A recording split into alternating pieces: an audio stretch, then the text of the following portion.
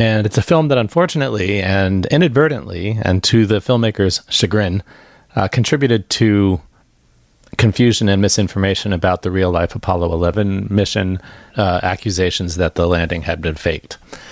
We're going to get into that a little bit.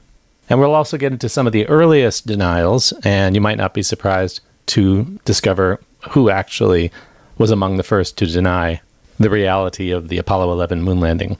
Then we're talking about one of the most vexing and mysterious true crime stories in recent Hollywood history, the 2001 murder of actor Robert Blake's wife, Bonny Lee Bakley.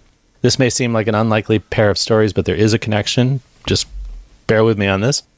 Capricorn One. This is a fun late 70s conspiracy thriller about a faked mission to Mars. On IMDb, here's their little elevator pitch for Capricorn One. When the first manned flight to Mars is deemed unsafe and scrubbed on the launch pad, anxious authorities must scramble to save face and retain their funding, and so an unthinkable plot to fake the mission is hatched.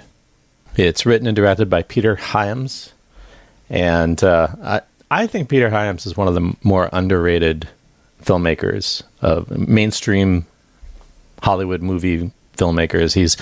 He directed this one, Outland, which is High Noon in Space with Sean Connery, 2010, the sequel to 2001, which I really like. I think is underrated. I mean, how could it not be after trying to follow 2001: A Space Odyssey? Timecop, just really good, solid catalog of Hollywood movies. Hyams was born July 26, 1943 in New York City. He started off in journalism, and in the late 60s, he was working as a news anchor in Chicago. In July 69, working as a news anchor, he witnessed the video feeds coming in for the Apollo 11 moon landing mission and had the kind of idle thought that here is one of the most momentous, one of the most historic events in human history. And there are no witnesses except for the few people actually on the moon. This entire event, this earth-shaking event, is coming through on camera only. And the thought occurred to him that how would you know if it was faked? How would you know whether this was faked or not? And this idea kind of stuck with him for a while. It was the late 60s. Vietnam was happening. There was a growing mistrust of government. And by the way, I noticed his birthday, July 26th, he would have been 26 years old, 2 days after the conclusion of the Apollo 11 mission. At this time, working in the news, was feeling a bit frustrated, certainly creatively, wanted more control over the stories he told, and he wrote a script called T.R. Baskin, which IMDb again says, an enthusiastic young woman runs away to Chicago, which is where he would have been when he wrote this screenplay, to start a new life. She is soon confronted with the emotional coldness of the big city and has to search her place in the scheme of things. So he writes this movie, it gets sold, it gets made, and he is given a producer credit. And then he, in fact, runs away from Chicago to LA with his family to try to gain a foothold in the film industry in Hollywood. In 1972, still thinking about the faked moon landing scenario, he writes the script for Capricorn One as a spec and takes it around. Nobody buys it. Then Watergate happens. And we start to see a wave of paranoid conspiracy thrillers like Parallax View, 3 Days of the Condor, All the President's Men. So he thinks this is a perfect time to take the script out. It doesn't sell. He then directs a movie called Busting, starring Robert Blake, who would become well known as the star of the TV show Baretta, but perhaps better known later in life as the suspect in a notorious murder case. And then Star Wars happens, and we have a wave of space movies, and all of a sudden, Peter Hyams finds himself with a script that's kind of a crossbreed of conspiracy thriller and space movie.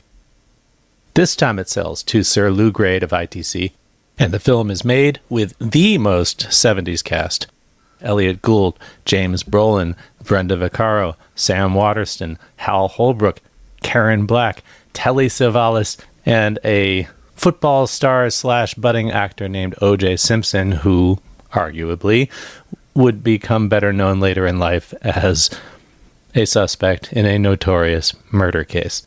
Now, NASA actually surprisingly helped with the film, despite how cynical the film's outlook is, NASA agrees to come on board as advisors and provides an actual prototype lunar lander module for use in the film. That's the one you see on the movie poster where they have a soundstage and you see this, what looks like a lunar module sitting on red clay, the red surface of Mars, surrounded by lights and film crew. So the film gets released in 1978. Actually, this is from, of all places, this is from Ultimate Classic Rock. Superman director Richard Donner told Warner Brothers that he couldn't deliver the movie Superman with Christopher Reeve for the summer season. It's going to be Christmas, he was told. Capricorn One is going to be the summer release for Warner Brothers. I said, meaning Peter Hyams, said, what does that mean? He said, you are going to get all the advertising budget and all the theaters that were booked for Superman. I said, well, what was going to happen if Dick Donner and Superman had not been late? He said, you would have opened in 2 theaters in Atlanta. So because Superman was late, Capricorn had a shot at becoming a hit, and in fact, it did. And this was Peter Hyams' first real hit. So major milestone in his career. Now, one person who did not like the film, or at least the idea of the film, was one Buzz Aldrin, who was the second man on the moon, stepped on the moon right after Neil Armstrong in 1969. And Peter Hyams would have seen that from his anchor desk when he was working in Chicago.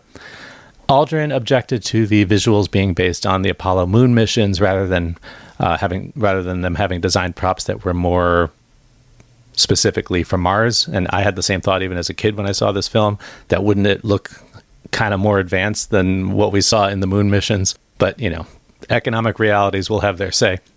Aldrin also didn't like what he saw as the premise of the film. He said the story could have been told about some good reason why, after making all the plans to go to Mars, you find there's a flaw in the plan, so you're going to start lying to everybody. That's literally what the movie's about, so I don't think he had seen the film when he said that. And one unintended consequence of the movie is that it was seen as almost an instruction manual for moon landing hoax proponents, that rather than just, I mean, Peter Hyams had never intended that. He just thought it was an interesting scenario. It was a what if. It was a thought experiment. But of course, there were people out there who even then were denying the moon landing and saw this as a confession. I was actually surprised how far back the moon landing denials went.